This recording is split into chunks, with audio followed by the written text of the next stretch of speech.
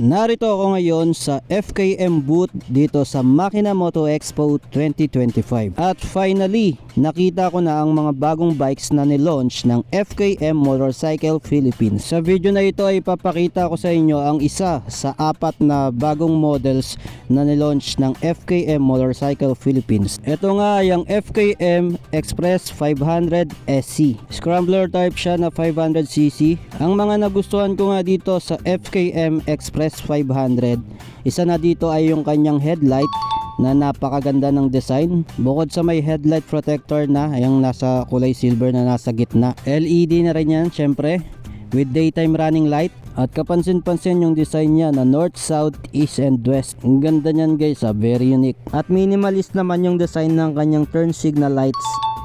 Isa rin sa nagustuhan ko dito ay yung kanyang round dashboard na naka TFT display na. Ang magandang shape ng kanyang tangke at ang kanyang seat napakaganda. At nagustuhan ko rin yung design ng kanyang pipe. Brusco din ito tignan dahil sa kanyang inverted fork at dual sport tires. Talagang napakaganda nito guys sa personal, promise. Sa switches meron siyang passing light at hazard. At adjustable din ang kanyang clutch lever. Dahil nasabi ko na yung kanyang mga features, ay pumunta naman tayo sa mga specifications nitong FKM Express 500 SC. Sa engine ito ay parallel twin cylinder, dual overhead cam, 8 valves and liquid cooled with a displacement of 500cc. May maximum horsepower ito na 35 kilowatts at 8,500 RPM. At maximum torque na 43 Newton meters at 6,750 RPM. Ang fuel system nito is of course electronic fuel injection, manual transmission, 6-speed international standard. Ang front suspension nito ay naka-inverted fork at ang rear suspension naman ay monoshock absorber. Sa front tire, ito ay may dual sport tire na may sukat na 110/80 by 19. At sa rear tire naman ay dual sport tire din na 150/60 by 17.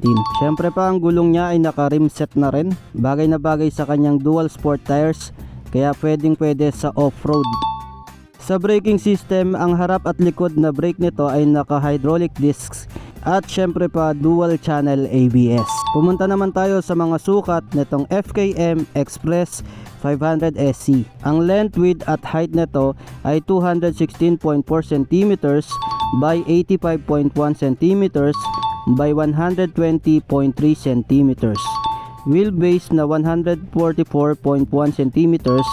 Seat height na 83.9 cm. Ground clearance na 20 cm at ang dry weight naman nito ay 192 kg. At syempre pa meron itong malaking fuel capacity na 13.5 liters. Yan nga ang mga specs and features nitong FKM Express 500 SC. Kaya sa mga naghahanap ng motor na 500cc Scrambler Cafe Racer style, baka ito na ang para sa inyo, itong FKM Express 500 SC. Una pa lang yan sa 4 na bikes na nilaunch ng FKM. Ipapakita ko rin sa inyo yung iba sa mga susunod na videos. Please like this video kung nagustuhan nyo tong FKM Express 500 SC.